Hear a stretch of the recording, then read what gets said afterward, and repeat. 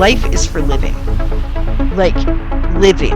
I don't mean just going through the motions and getting the days done and going to bed and getting up and doing it again. I mean living. I mean living. I mean living. I mean living. Welcome everyone to Humanity 2.0 podcast. This is probably a few episodes into the series, but it's completely out of order, which is okay because that just mirrors our humanity even more. But you may have seen me previously with Are You Happy podcast and the Are You Happy docuseries. And now what we're doing is we're exploring humanity with other humans and then addressing how we can bring humanity back into recognizing that there are still really good humans out there, a lot of great stories to see and to hear and be inspired by. And then we're talking to everyday humans who are here to share their humanity and their perspective with us. So with that, I give you Terri Brown. Thank you so much for having me. I'm super excited to be here today. And can you tell us a little bit more about you? I want everyone to know how amazing you are. Yeah. Well, I'm just amazing. So I'm an author, I'm a podcast host, but I tell people I'm a lot more than that. I'm a mom, I'm a grandma.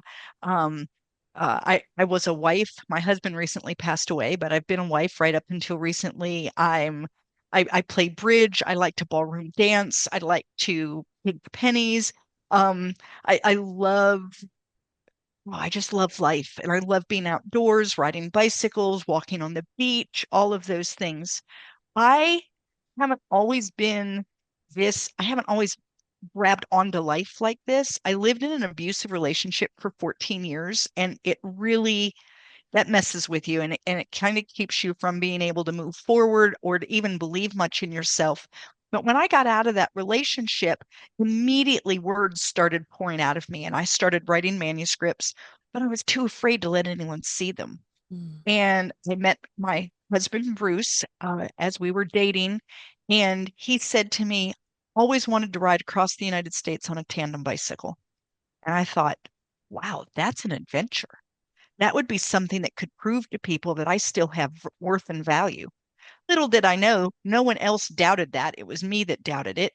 But nonetheless, we eventually got married and in the summer of 2020 rode across the United States from the coast of Oregon to Washington, D.C. on a tandem bicycle. That's a two-seater bicycle, pulling a trailer with all of our camping gear. And at the end of that 3,102 miles, I realized I could do anything I put my mind to. And what I wanted to be most was an author. And 14 months later, my first book was published. Wow, that's amazing. And I am so curious about how initially you equated value with the tandem bicycle ride. Like for you saying, Yeah, okay, if I could do this, then that's going to equate value for me. I think to me, I felt like I didn't have anything to offer and that I wasn't strong and I wasn't capable, and that by going so far out of my comfort zone, I had not been on a bicycle in 40 years. So it wasn't like I was just doing the same thing I always did. I had to do something really big and bold and way outside of myself. And I thought, if I can do something that everyone else says, there's no way you can do that, and then I can do it, that will prove to everyone how how much value I have, how much worth I have. Mm, Like I said, I don't think anyone else was doubting it. It was me because I had lived in this relationship for so long where I didn't believe in myself at all. mhm. And as as I went across the United States, I kind of shed those thoughts little by little. I was able to think things through, figure things out. 3 months on a bicycle, you have a lot of time to think. And I worked it out. And my husband would tell everyone that the person who started the ride was not the person who ended the ride.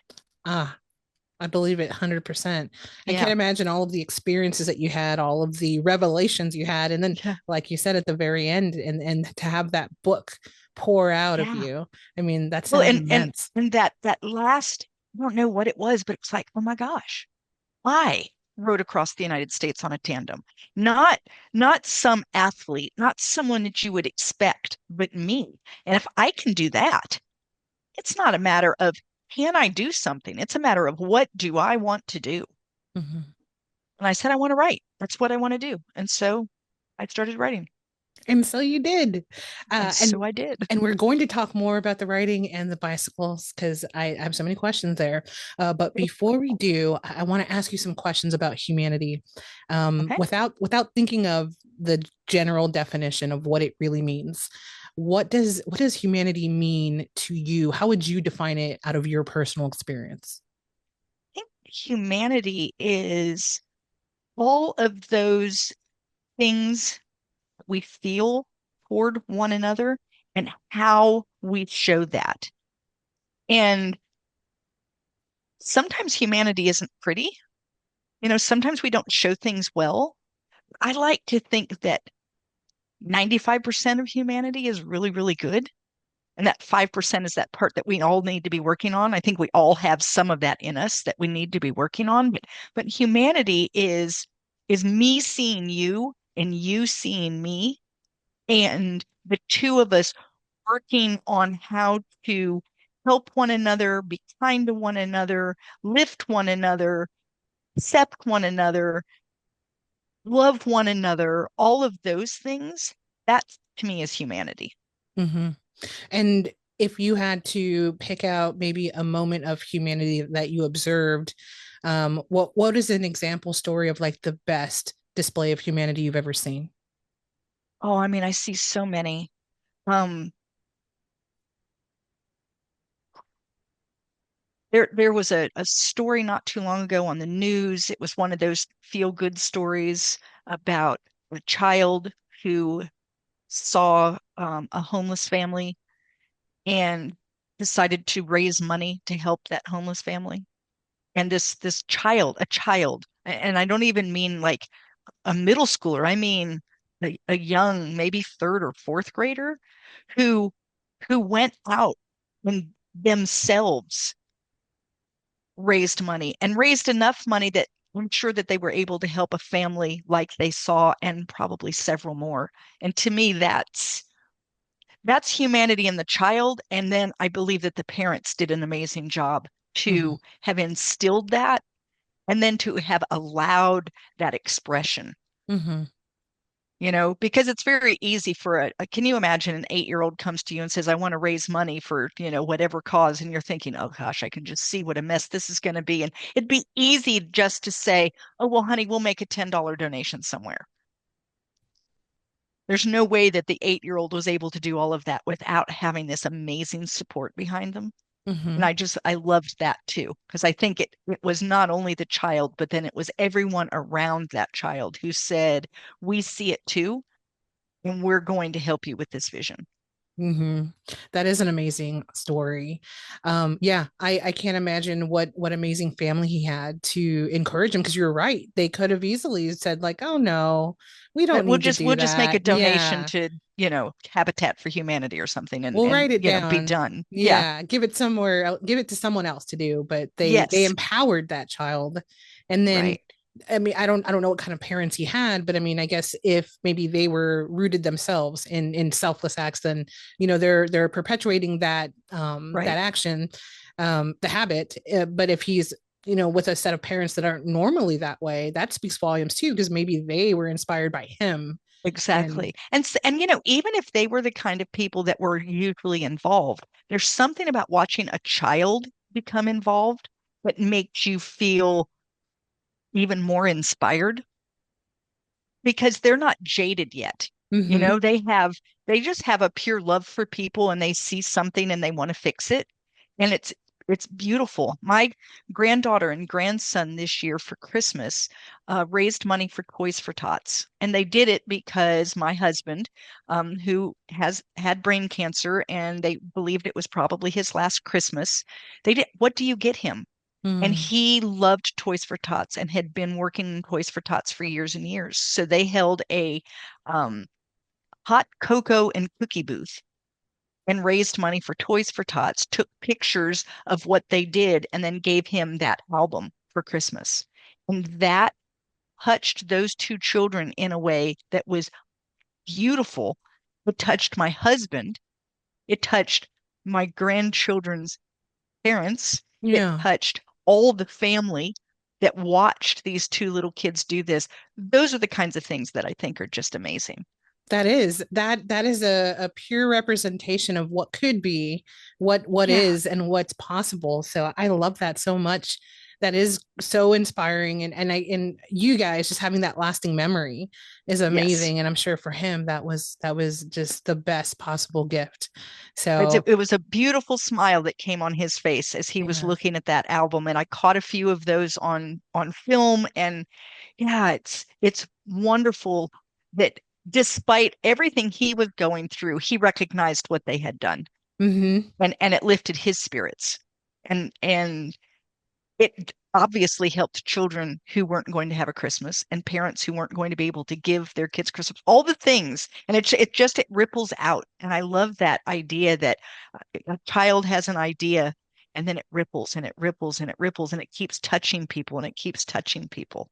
Yeah. So, And I think it's so important to tell those stories because, yeah, these days with everything going on, not to go into that tangent, but it just feels like stories like that are so necessary because, like you said, it's creating the ripple and it's inspiring others. And to see a child do it, no less, you're right. They're completely unjaded, untouched by any kind of disappointment or any kind of I guess, opinion that influences their actions. So right, so seeing them do it, just focusing on that idea of them doing it totally of their own volition, not even understanding the impact, that's right, huge. Gosh, that's right. huge. Because they weren't in it for any other reason other than Papa loves this and we want to do something for him and it will help these kids at Christmas. And isn't that nice? Mm, There wasn't any expectation that they would get anything. hmm. Hmm. They weren't thinking, ooh, and then I'm going to get, or boy, won't I feel good, or won't my neighbors think something of me? They didn't have any of that. Right. And sometimes as adults, it's not that we don't do good things, but maybe we have, yes, we're doing a good thing. And yes, it's good that we're doing a good thing, but there's a few little ulterior motives in the back of our head, like, oh, this will make me look good, or, oh, I can write this down on my resume, or whatever. You know what Hmm. I'm saying? And with a Right. child, you don't have that. They're Yeah. just, it's just a pure, I see a need and I think I can help. Do you think that we're capable, the adults, do you think the adults are capable of replicating that in this day and age right now? Do you think it's possible? It's possible. We might have to work a little at it, but yeah, I'm of the belief anything's possible. When Bruce and I rode across the United States, it was the summer of 2020. It was COVID summer. And if you remember, it was a political unrest summer. It was not a pretty summer. Hmm. And if you listened to the news that summer, you would have thought we were crazy to have ever attempted to go out across the United States in something like a bicycle where we're exposed to people and all the craziness. Do you know how much craziness we found? How much? None. None. We rode over 3,000 miles across the entire United States and never once saw a demonstration, never once had people say ugly things to us, Mm-hmm. never once did we get into a political argument with someone. Never. Why do you think that And was? I think it's because people saw us riding a bike and they wanted to know more. And as soon as they asked and we began that conversation, the things that could separate us didn't matter. What difference does it make what religion you are or what political affiliation you are or who you want to fall in love with? None of that mattered. It was totally irrelevant because we had found something to connect on. And Mm-hmm. I firmly believe that if you can find a way to connect with people, the more you connect, the less differences matter. Yes. Because I have all kinds of friends that I love dearly who are significantly different from me Mm-hmm. in many different aspects of their life. And I think to myself, huh, they're very different from me in many different aspects of their life. And I don't feel the least bit distraught. Why is that? Well, because I know them and I love them for who they are. How did Mm-hmm. that happen? I got to know them. Right. And I think that's what it is. So when you look at, any ism that we have out there, how do you get rid of that? Well, in my opinion, you get rid of that by going and meeting people in whatever group it is that you fear. Mm, I mean, it could be people with striped hair that eat tacos. Like it doesn't matter what it is, right? But sure. let's say that you meet one person in that group and you like them and you think to yourself, well, they're very nice, but they're probably an exception to the rule. Mm-hmm. But then you meet six more people and you like them too. Soon you're going to have to change whatever that rule is that made you say, I don't like people with striped hair that eat tacos, right? You're going to Right. have to change the rule because you've now met what, 5, 10, 15 of them and you like them. So now Mm-hmm. you have to change the rule. And so I think whatever ism or phobia that we have, if we can reach out and try to learn something about that person that's in that group. And I'm Mm-hmm. not saying that you're going to like every single person you reach your hand out to, but I think what I'm trying to say is you're going to find that the people you don't like have it has nothing to do with what group they're in. Sure. It has everything to do with you're not compatible for some reason. And it's probably a personality thing. It, Mm-hmm. it's not because they're in a particular group. Yeah. So connecting with people, talking to people. Yeah, Yeah, I like that. I think that's great. It's so true. It would solve so much. it You would. know, It if the would. meat eater said, "Hey, I don't like veganism, but let me go talk to about 10, 20 vegans and find out Right, why." Oh, it's right. because of my health. Oh, it's because my brother, had such and such ailment, and when I switched to this lifestyle, my health was immensely, I feel so much better. improved. Yeah. Yeah. Like And who even knows? if you find someone that just believes very differently than you do about whether a person should or should not eat an animal, Mm-hmm. can you accept that? Because you should just as someone who's vegan needs to be able to accept that there are people who don't believe what they believe and they're going to eat meat. It should be okay. We should Right. be able to say, huh, that's very different than what I believe. It's not going to change my opinion, but it's interesting to know. Yeah. Yeah, for Can we sure. not just be interested? Mm-hmm. Can we not just be open to the fact that there are people who are going to have differences than us? I don't know one person who's exactly like me, Right. and so if I have to have people who are just like me in order to be friends, well, then I'm going to be alone, and so are you, and so is every person on this planet because there isn't anyone else out there. Even Mm-hmm. identical twins have differences, Mm-hmm. Very true. right? And so we need to learn to like back up a little. I in my book at one point I say, we can fight over differences and there are plenty of them. And it can get down to whether you'll put pineapple on your pizza, right? And Right. people will fight over that. Oh, And it's like sure. why fight? Yeah. Get a pizza, put pineapple on half, don't put pineapple on the other and enjoy Right. pizza together. Like Yeah. can that not be done? Yeah. So it seems that like all of the divisiveness and the separations, regardless of what category or subject that it's on, it could be undone, or at least it could be expanded on if we were to Yes. venture out with those groups and talk to them or create some kind of dialogue, Create a understand a dialogue little and bit, read about what they're yeah. talking about. And like I said, even if you can't really understand, like, you look and you think it doesn't make sense to me. Can you at least say, okay, that's what they believe? Mm-hmm. And as long as it's not actually harming you, Sure. if someone believes something where they're, feel they can come on your property and steal your goods, I don't mean that. But if Right. they just believe that eating pineapple on pizza is really good and you think it's really gross, can you live with that? Yeah. Yeah. Like, is it going to hurt you that someone else chooses to eat pineapple? Not unless you're allergic. I mean, But yeah. and even then, them eating it isn't going to hurt you No, no, no, not unless their food is prepared near your food. But near but yours, still, the right? concept is true. Yeah, I agree Yeah. with that. I mean, it's why is it foreign for us to even think of the idea of having a conversation, period? Let And alone learning about what their beliefs are opposite of yeah, yours. That's so it weird. used to be, I'm 61. I remember a time where people disagreed on political matters, disagreed on religious matters, disagreed Mhm. on things, and they could have a rousing discussion that was verging on what sounds argumentative, Uh-huh.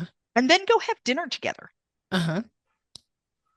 because they were done with that conversation and they've now moved on and they're friends and it's fine that they disagreed. Right. And it doesn't happen as much anymore today. You almost Yeah. people tiptoe around. I know there are a lot of things I'm afraid to say out loud Mm-hmm.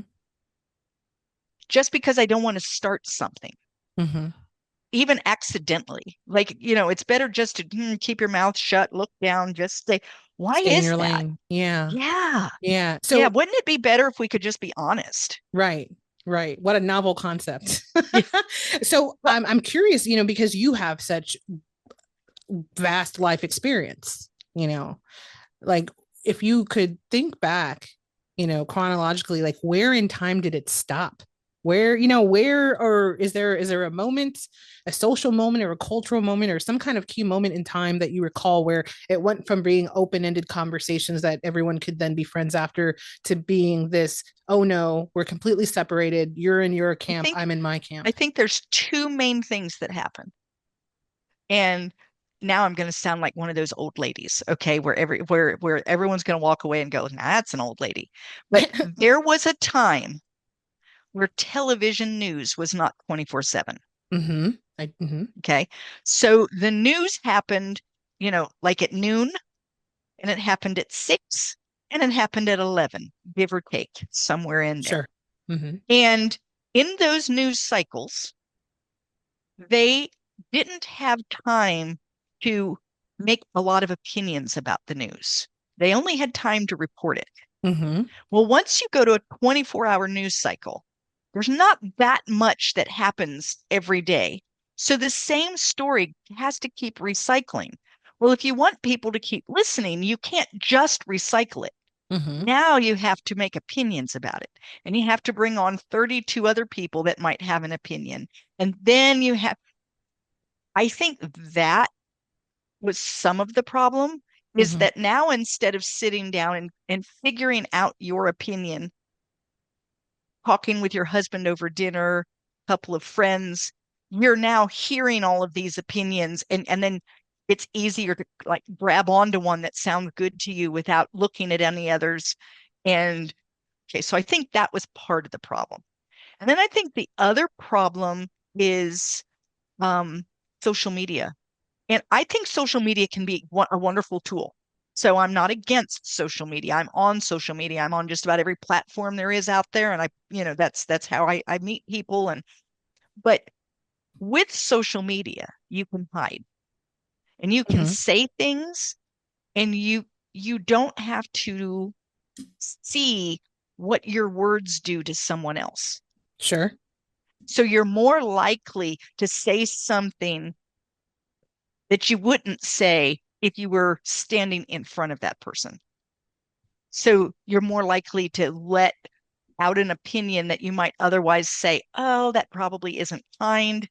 You're more likely, and if you watch, they call them trolls and the people that get on the social media and they're constantly, throwing ugly stuff out.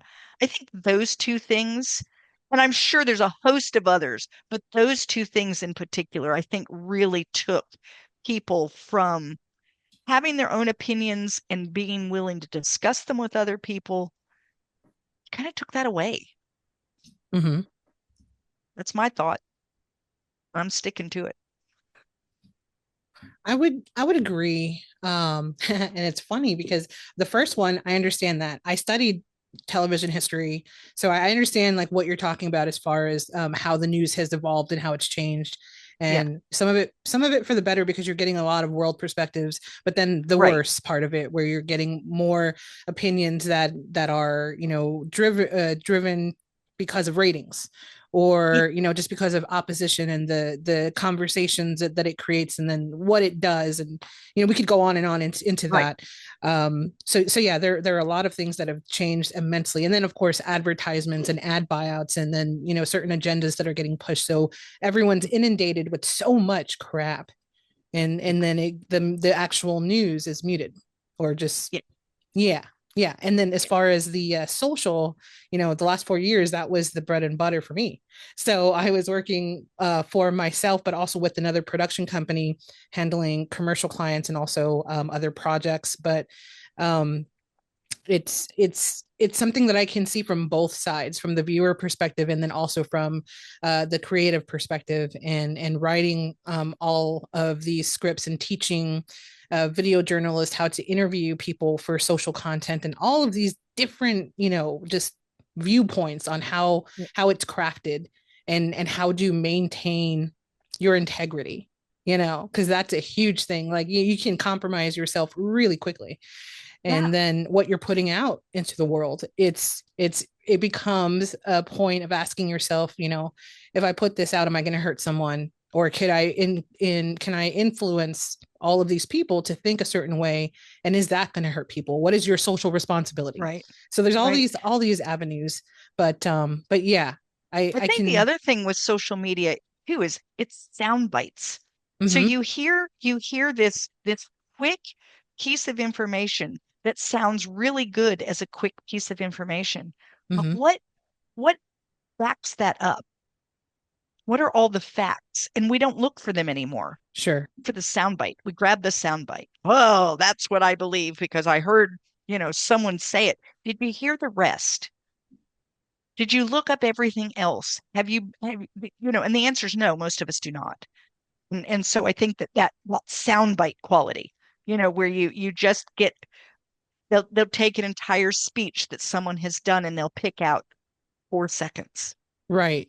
and they'll play it over and over and over until that becomes what the entire speech was about. When in actuality, that was 4 seconds. Mm-hmm. And maybe it was 4 seconds they shouldn't have said, but it was only 4 seconds. And what was the other 20 Yeah, what minutes? was the rest of the conversation? Yeah, that is Yeah. true. That is true, because that subject is a big hot button for me, especially because I lived in it Yeah. Yeah. forever. So, or it seems like forever, but it was never my intent to work in that space. It was like all happenstance. But when I did, um, I started off as just a um, volunteer journalist reporting on happiness and interviewing strangers about happiness. And that series is still ongoing. It's Are You Happy series, and they're wonderful.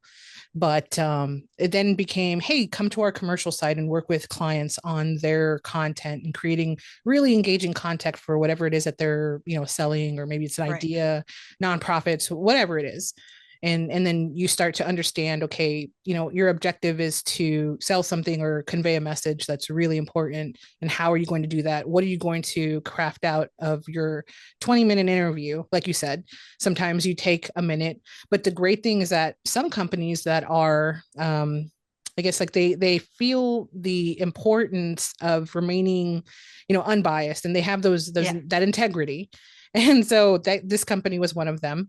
And so their whole, I guess, like their rule behind editing was it was never forced edited. That there was we weren't allowed to say take different parts of an interview and piece them together to say something completely different. It Right. always had to be, that message. Yes, you can truncate it into 30 seconds to a minute, but you could not deviate the message ever, which is Right. great. Not everyone does that, we all know this. No. No. But And it's interesting.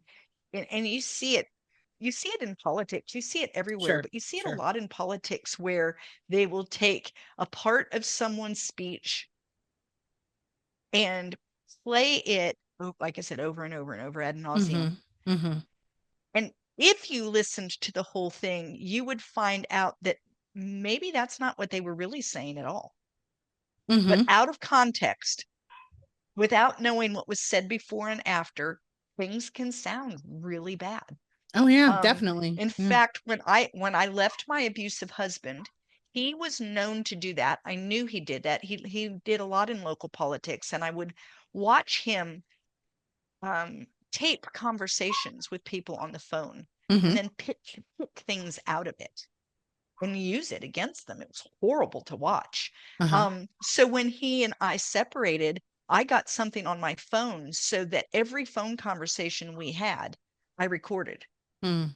And I did that not because I ever intended to do a thing with it, but I wanted it in case he ever tried that with me and tried to take something that I had said to Oh, him in a phone call out of context. I sure. watched him do that to people. Yeah. And it was like, I'm never going to allow that to happen to me with him. So So, it's that kind of yeah. feeling that, yeah, So okay, and it's funny because I love how positive you are, and I would love to focus on the 95%. Because yeah, earlier we talked about that let's, 95 yeah, and the 5%. I would love to, yeah, and we're still going to go on that, but I have to address that 5% because yeah, I think that there's a beauty in finding out why, there's that 5% that doesn't think that humanity is salvageable, or because there are certain representations of really bad, examples of humanity.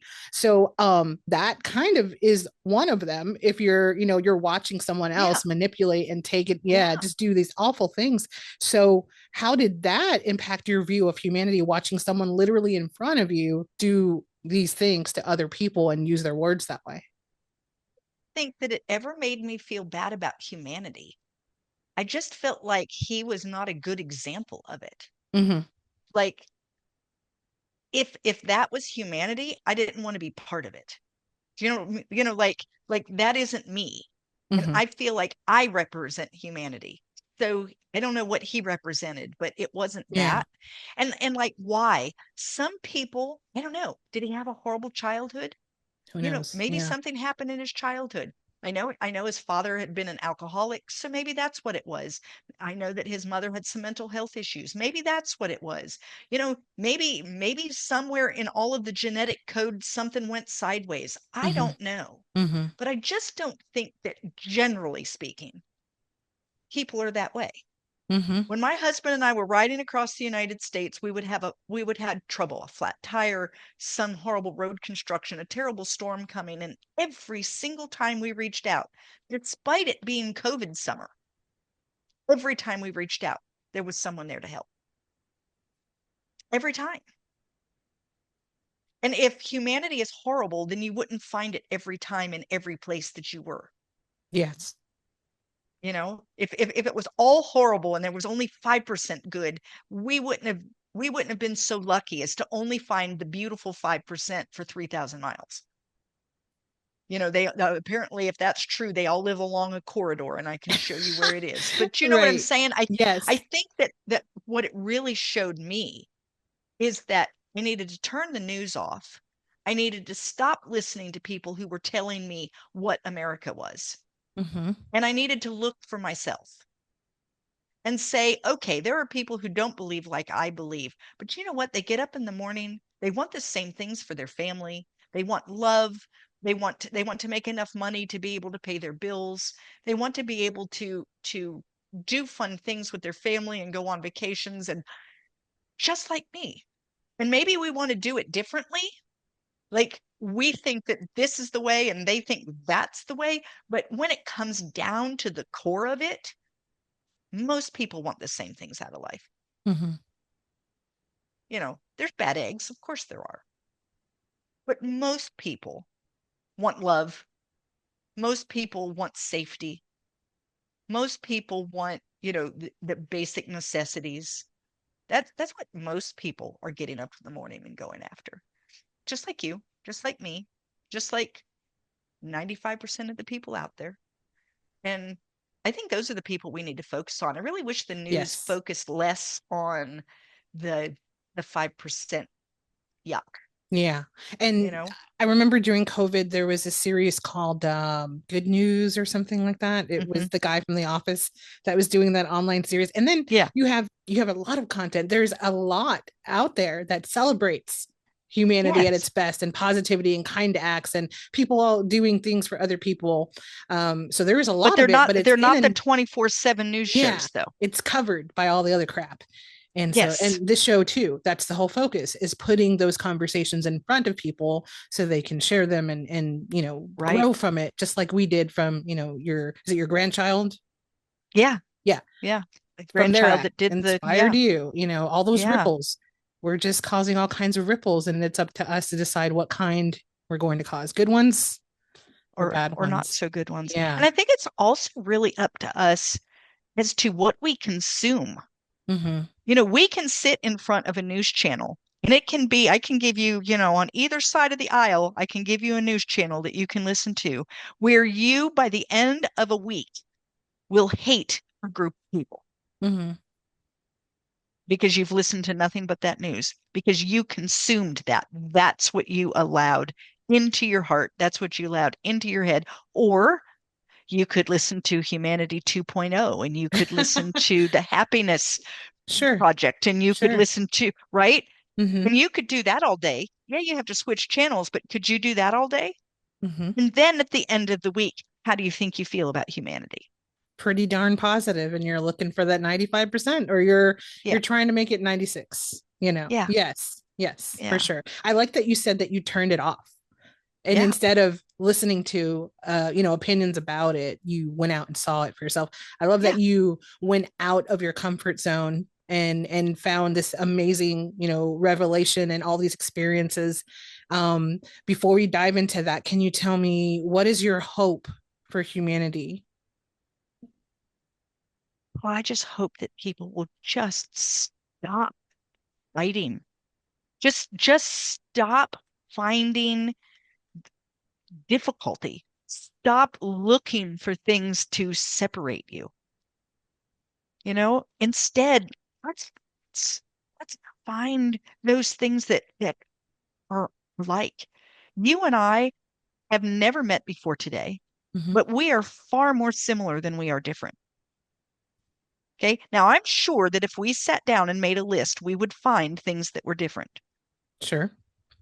But I suspect that what we will find is that the part that makes you human and me human, that's stronger and bigger and just better than Mm-hmm. those other things that make us different, right? We Mm-hmm. have we have an opportunity to focus our attention. I can focus and say, okay, well, I've never done your kind of job. I don't know anything about it. So we're not going to be able to be friends. Or I can say, you're not the same age group as me, Right. right? I have no idea if you have children or not. Do you have children? Yes. Okay. So we're both moms, so that would work. So then I might so But I'm which not do a I focus grandmother. on? I Yeah, I okay. I So was born in the early 80s. I was born okay, so I in that graduated high system. school then. So like I Right. said, I Yeah. could just say she knows nothing about my life. Right. And therefore we have nothing in common. Right. Or I could focus on the fact that we're both moms and Mm-hmm. that we're both podcasters and that we're Mm-hmm. both women Mm-hmm. and that we both believe there's goodness in the world, Right. right? Um, or I could ask you what your religion is, and then we could find out we're not the same, and then we could have a fight, Right. right? So Right. which way do we want to do it? So what do I want for people? I want for people to sit down and have these one-on-ones and get to know people and just recognize there's a lot of goodness out there. You don't have to be a Pollyanna and pretend there's no bad things happening, because when bad is happening, you should call it out. Mm-hmm. But there isn't as much bad happening as people would lead you to believe. And the reason that a lot of that I think is done is it's to scare you, because when you're scared, you'll do dumb things. You could be convinced to do things you would never do when you're afraid. Sure. Or you might relinquish power to someone Yeah, else. because you're Yeah. afraid, right? And Yes. there's no need. Mm-hmm. Get to know your neighbors. Like what do I hope people do? I hope people listen to this podcast, walk across the street, knock on the door of someone they've never met before, and say, "Hi, my name is, what's yours? Tell me something that really makes your day." Simple. Wouldn't that be amazing? Can you just imagine if the whole world went and found two or three people a week that they'd not met before, just introduce themselves? Yeah. It Make a have it huge haven't, difference. yeah, it would make a difference for them, for each person, but what you walk away with, that's Well, and priceless. then the ripple effect. Mm-hmm. Because as you're meeting people that are outside of your comfort zone. Because if it weren't outside your comfort zone, you would have already met them. So these Right. are people that are outside your comfort zone and you're meeting them. And as you meet them, little pieces change in your brain as to what is acceptable and what is not, you know? Yeah. I don't know. So that's homework for everyone Yeah. watching and listening. If you're listening or watching, that's your homework. Go across the street and introduce yourself to someone you don't know, and then come back and comment either on the show or on social, whatever. So that way we can check your homework and make a call and make sure you did it. No, Yeah. Yeah. but Because do that. because Let's do it. otherwise we're giving you, a frowny face at the top of your Yes, of your big paper and you one. don't want a frowny face. Yeah. No one likes that. Nope. Um, thank you so much for answering all of those questions. Yeah. I love that you live for the 95%. I do as Yeah. well. That's what we have in common is that we believe Yeah. in it and that it can continue. So Yeah. yay, 95%. Yay. So let's talk about your book. Your book came out today. Yes, it Tell did. us, give us the tea. Tell us all about it. So, you ride across the United States, and this is not a travel log. It is not on day one. If you want that, I kept a blog. Go to my website. You can find the blog. You can read every day. You'll know what temperature it was, whether it rained, you Yeah. know, was it a good day? Was it a bad day? Which way were the winds blowing? I pulled everything. Okay. This story that I wrote, 10 Little Rules for a Double-Butted Adventure, it's things that I felt that I learned about life, about humanity, about ways to live an adventurous life. And by adventurous, I don't mean you have to get on a bicycle. I mean, are you doing anything outside your comfort zone? Is there anything you're going to do? Do you need to change jobs? Do you have to move to a new location? Are Yeah. you thinking about getting into a relationship? Thinking about getting out of one? Are you soon to be an empty nest mom? Are you thinking about having children? Like all of those things that kind of take us out of what we're currently doing, that's Mm-hmm. adventure.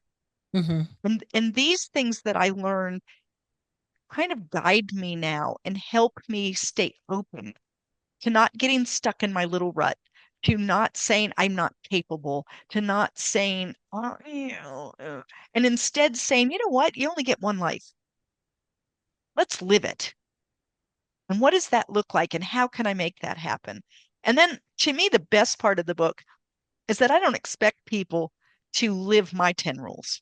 I Mm-hmm. ask questions at the end of every chapter and give you space to write, to answer those questions, and make up your own rules. Yeah. My rules are they're things that I discovered that are good for me.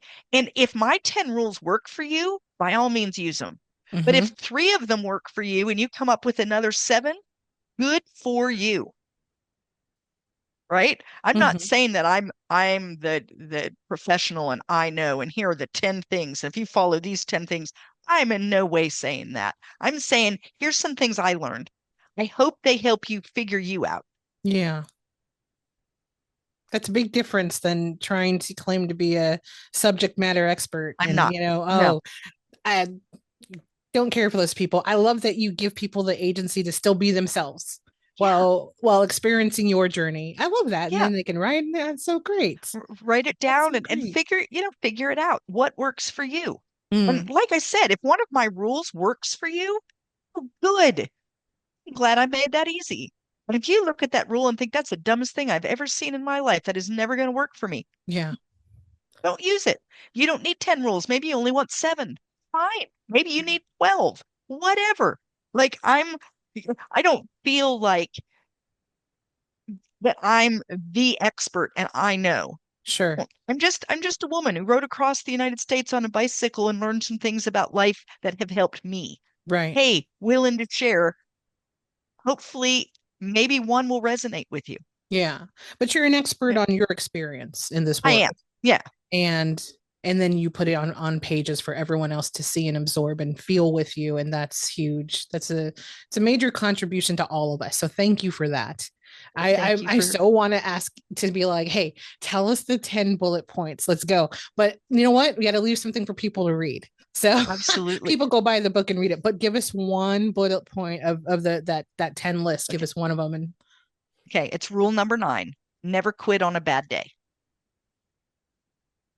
And We were riding, we were in Montana, was hot. It was hilly, even though we were told it would be flat. We had flat tire not once, not twice, but three times. Mm. It was a 70-mile day, which is almost double the days that we were doing, but there was no options. The wind was blowing in the wrong direction. And did I mention it was hot? Hot, hot. Yes. Okay. And at the end of this day, when we finally get into the town that we're staying in, I thought, I'm done. I hate this. I am having zero fun. I have zero desire to get back on the bike again. I think I'm done. Hmm. And so I put that out on my blog because I was the most honest blogger you have ever met. I would tell when I stood on the side of the road and cried. I told it all. Hmm. And I had a friend reach out to me and she said, Terri, what you've done so far is amazing. And if you quit today, you should not hang your head in shame because you made it over the Rocky Mountains on a tandem bicycle. You could stop today Yeah. and feel proud, but don't quit on a bad day because right now you're full of emotion and you're tired and you're hungry and and it's been a horrible day. And at the end of a horrible day, everything's horrible. Hmm. And then Sure. if you quit, you'll always wonder, Mm. could I have done it if I had stuck to it? And it will always be there for you.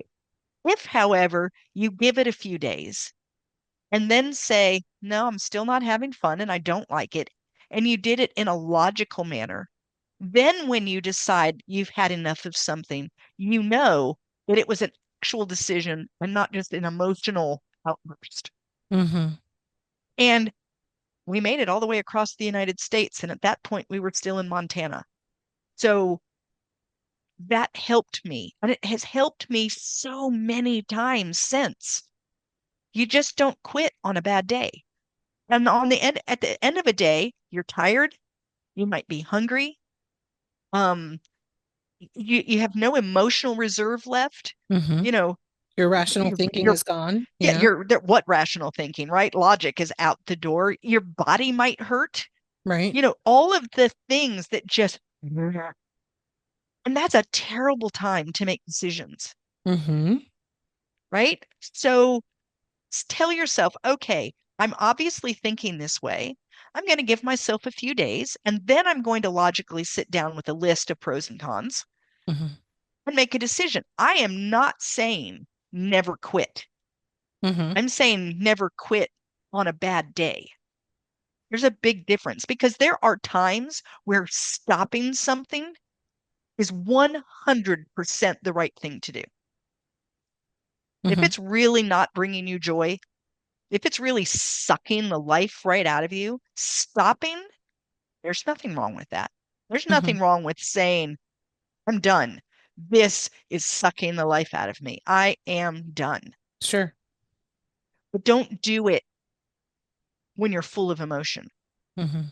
Be able to take that step back, make it logical, and then you can live with your decision. Then when you stop and someone asks you about it, you don't go, "Oh, I wish I had," you don't have any of Yeah. that because you Yeah. now know and you can look at them and say, "No, we made the best decision for us. It really wasn't possible to go any further." Right. Have you And you always can say been it with confidence. have you always been that logical though in your thinking, or was it kind of Oh no, I'm a mid-latter life? highly emotional. I'm a highly emotional person. I in fact, I what I've learned about myself is I have to let myself have that emotion Mm. before I can become logical. Okay. So I'm the one who stands on the side of the road sobbing. I have the first time that happened, we're cycling, we get to a point, I'm exhausted, we're standing there by the bike, he's munching, and I started to cry. And Hmm. you can tell he's like, oh, what do I do with her, right? And he comes over to try to hug me. I don't want any of that because and Yeah. so I'm now crying and crying, crying. I finally get it out of my system, and I said, okay, come on, let's go. And he looked at me and he said, what? I mean, I'm sure he's thinking to himself, we're going to have to call someone to come get us. Like, I don't even. And I said, Right. well, we can't stay here. We have 12 more miles before we get to the hotel. And Right. so get on the bike. I just needed to get that out. And then I can be logical. Mm, But I can't be logical when all of that stuff. And I think that's kind of the don't quit on the bad day. yeah, That point, I have all of that going everywhere. You can make really, really bad decisions that way, 100%. Yeah. you know? And if you are a person that has trouble being logical, find a buddy. Mm-hmm. Like don't quit on the bad day. Take a deep breath. Give yourself a day or two. Go to your buddy that's more logical and have them help you lay it out. Yes. Someone told me the other day, if you can't figure something out, well, how did they put it? Get out your ask, get off your ask. So in other words, go ask. And it Okay. was, and I loved that idea of you get Uh, outside, you ask questions, right. ask for help, a ask. If you can't do it, then reach out to someone. If you know that's not you, that it doesn't matter what you do not have logical brain, that just doesn't work for you, Mm-hmm. get a buddy. I can guarantee you have at least one friend that's logical. Sure. Use them. Right. Right. Hey, bud, I'm stuck in this really, really, really emotional place, Yeah. and I've given it a few days to simmer, but I need someone to help me create a pros and cons list. Can you help me Yeah. do that? And if it's a buddy, you automatically trust them. So you're not Yeah, worried about feeling right, embarrassed. They know right. you. They already Yeah. know. They already They know that know you're you're not crazy. logical brain. I mean, they've already Right. got that figured out, right? And Yeah. so, yeah, And they're still here. yeah, So they're yeah, really a buddy. Yeah. yeah. Um, I know that this amazing work couldn't exist without the realities of your life, and some of them are very hard. Mm. Can you tell everyone more about that? Well, I mean, I told you that I was in an abusive relationship. I lost my husband, to brain cancer, which was very difficult.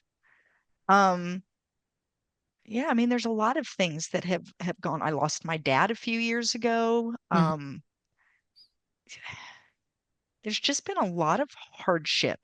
Mm-hmm. Um, During the time that I was in the abusive relationship, we were also financially, it was horrible, and we lived in some pretty miserable conditions for a while. Mm-hmm. So you look at all of that, you could let all of that really paint you Sure.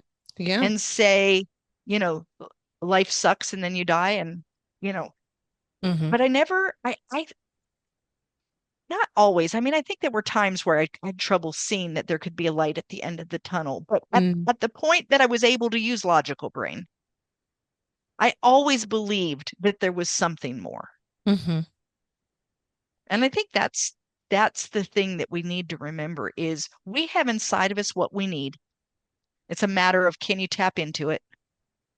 And if you can't, ask someone to help you. I mean, Mm-hmm. that's what therapists, friends, pastors, teachers, that's what they're all there for, right? Is to help Mm-hmm. you tap into those things. So we have what we need, and there is joy to be had. And if you're not feeling it, and I don't mean every moment of every day, but I mean overall, Sure. In the if grand the scheme joy of isn't things. there, find it. Find it. Don't mask it. Don't try to find joy in things like substances.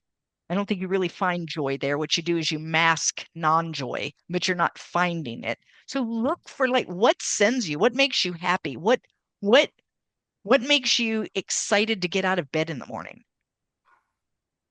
And then figure out how to get that into your life. Mm-hmm. Terry's 2 cents. I really love the title of your book. I mean that caught me right away. Got me right away. I was like, that is so funny. And then just reading the backstory of, what you spoke about. Um, First off, I thought I hate bicycles. Well, I had a lot of accidents and one major Yes. accident on them. And part of that is because my brother gave me a bicycle that was too tall. And I got on it anyway, and I went down a street and it had no brakes on it. So that was a whole thing. So then, I didn't really love bicycles, but just the idea of you and your husband traveling on a tandem bicycle, no less, that's even more rare to see and hear about. That idea is just so captivating. And then it makes me think about your relationship and how solid that relationship has to be, and was Well, it solid or even more at the end of the trip? so the ride is what made it even more solid. I think the ride could have torn us apart if we had let it, because you have to be able to work together every Mhm. single day for 3 months. We were never apart, never. We slept in a tent. I mean, the few times that we were in a motel, they were the cheap ones. So there was like one tiny bed that we were both stuffed into with all of the gear and the bikes and everything all in there with us, right? Like Sure. we were always together. We had to cook together. We had to shop together. We had to, everything we did, you had to think about the other person, Yeah, sure. everything. And we tell everyone that after 3 months on the tandem, it was like 20 years of marriage. Mm. And for us, it was a good 20 years. We figured it out. We figured out how to work together in a way that was productive for both of us. We could both walk away from almost every day. There were only two that I can think of that were not good days. And when you think of that out of 90 days, that's a pretty good, That's a great you know, percentage. Yeah, yeah. that's amazing. Um, I know there are many, but just what's the first moment that pops in your head when you think of like something really rare that you witnessed or were a part of? Just something like totally random, but so rare, and it was just really nourishing to your soul. What was that? We were riding up a hill and it was a hard day. And I was no longer looking around. I was looking down and I was just pedaling. Push, push, push. And that was what I think was actually even going through my mind. Like 1, 2, 1, 2, like just get it done. And my husband said, Terry, look. When I looked up and off to the right, there was this big field of horses Hmm. and they started running with us. Wow. And the faster we would go, the faster they would go. They were running right with us. And they got to the end of their fencing, and Yeah. the stallion at the front stopped and pawed the ground and shook its mane. And we went on, and I thought, you couldn't have paid to run with the horses. Yeah. Like it was like we were another horse to them or Cinematic. You something. were in a Yeah. movie. You were in a It Western. was. It should have been in a movie. And if you had seen it in a movie, you would have said, oh, that had never really happened. But it did. It happened to us. It was so cool. That's so amazing. Ah, those horses, what are they thinking? They're like, Yeah, seriously. Like, did they think we were another horse? right? Did they, I don't Are know. they I like, have let's no play idea. chicken? Let's do this. You were in a Yeah. contest and we know it. And then the one at the end that shakes, he's probably saying like, hey, good job. You Good won or job, something. Yeah. Don't go that way. Yeah. Who knows? I don't know. It was so cool. And it's Yeah. one of those things that if someone had said, hey, we're going to go and try to get the horses to ride with our bicycles, it's not going to happen again. No, you can't recreate that. No, You would have to have like no. a bunch of horse masters and 50,000 Seriously, cameras. I don't know. exactly. Yeah, And this, you'd be out there for hours and hours until you finally got it to happen at the same time. And what would really happen is they would get cameras that got horses running and they would get cameras that got the bicycle and then they would mash it together so it looked like the two were happening and it never really yeah, did. you could never capture that well Yeah, enough. But it's in your yeah, mind's eye it forever. It's in is. your memories, and that's amazing. Yeah. Um, what do you hope that people receive from your book? I want them to walk away and realize that life is for living, like living. I don't mean just going through the motions and getting the days done and going to bed and getting up and doing it again. I mean living. And that they need to try to figure out what does that look like for them and then start pushing for that. You Mm-hmm. can't you can't have an adventure like this every day. Sure. Some days are just going to be boring days that you have to get up, slodge through it, get to the end. Are there any days that you have, any moments that you have where you've thrown in a little adventure, where you've thrown in a little something outside, and to understand that whatever that is, that you can do it if you want it. I rode across the United States. I had not been on a bicycle in 40 years. When we came up with the plan, I was 80 pounds overweight. There, the answer should have been no. Right. Like there's no way. Terri cannot do this. This is ridiculous. But I Right. wanted it. And because I wanted it, I did what needed to be done to make it happen. Mm-hmm. And I think that's what I want people to understand is we've got that. We've got that ability. Mm-hmm. So do it. And then the other thing is oh, please don't make a bucket list. If there is something that you want to do, like go look at that bucket list. Most people have one. Look at Mm-hmm. it. Is there something on that list that you really, really want? Mm-hmm. Your next piece of homework is to figure out what you're going to do to start working toward that. Get that off your bucket list and get it on your do list. Yes. And if you don't want to do it, if you look at it and think, take it off the bucket list. You do not want to die with Yeah. a list of things you wish that you had done and never got to. It is better to have done two things and done them Mm-hmm. and been able to look back and say, there's, I did this and I did this. I rode across the United States on a tandem bicycle than Yeah. it is to have 80 things on that list.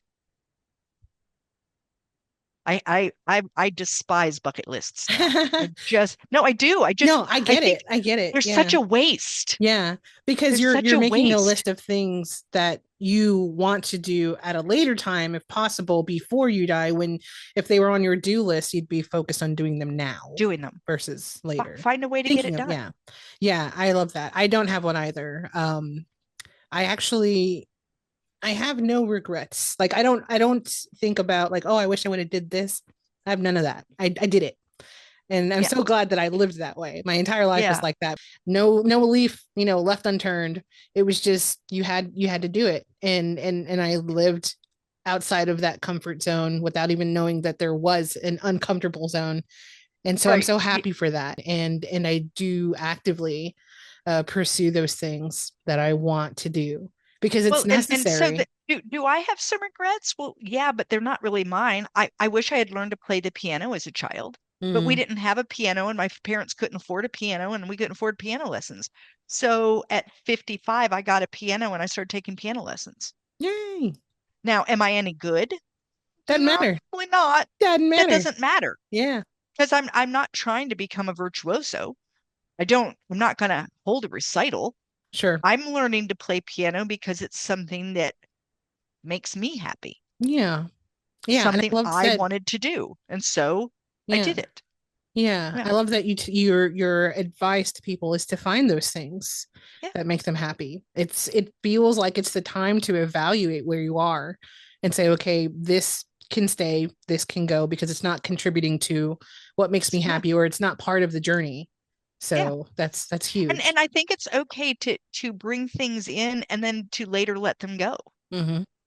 You can say at this time in my life, this is really what I wanted to be doing. And it no longer does that for me. And I'm going to let that aspect go as I bring in this instead. I Sure. think that's allowed. We're Yeah, allowed to keep evolving and growing and exactly. becoming, Yeah, it you makes know? sense that And your list would change if you're yeah, changing, of course. Yes, tell everyone where they can find you, the websites, the socials, the title, stores, all that stuff go. all the stuff. So the easiest place is go to my website, which is my name, Terri M. Brown. That's Terri with one R. Um, If you go to terrimbrown.com, you'll be able to see all my socials. I've got all the little icons. Just click on them. You take right to the socials. I Mhm. have a newsletter that I put out twice a month. One is a lot of stuff about me, and one is books that I've been reading. And so I'll give you quick reviews of the books that I've been reading. Um, I have a podcast that I do where I talk to other authors about the books that they've written. So if you want to, find out more about that, that's on there. You can look at the blog that I kept for my journey. You can buy my books. I have a contact page. So if you just want to reach out and say, hey, Terri, I'm just dying to know what route Yes. did you take, I'll get back with you. So yeah, I think that's the easiest way Yeah. is The All the website. links to everything is in one place. So go there and then like have fun and figure out what it is you want to do there. Find your inner Terri. I love that. Yes, I yes. think that I could see a column just, hey Terri, Hate publishing all the things people ask you, just yeah, that would be awesome to see. Well, thanks again so much for being here on our podcast. You've been amazing to explore humanity and to witness yours and be inspired by, what you've done on your bicycle journey. And we look forward to reading your book and sharing it with everyone. So Thank you uh, so much. thanks for keeping us focused on that 95+%. Thank you. Have a good night. You For too. everyone, we will see you on the next episode of Humanity 2.0. I almost said, Are you happy? Humanity 2.0 podcast. And don't forget to check out the video series on all the social platforms as well, where I took 4 years of interviews from various places in the country and took parts of humanity and put those on all of the social platforms. So be sure to check that out. Thank you guys. We'll see you next week. This is Vanessa the Vivacious and Terri Brown. Yay, Terri Brown. Real quick again, tell everyone the title of that book. 10 Little Rules for a Double-Butted Adventure. Go get it. Go get it. It's out today. Thank you again, Terri.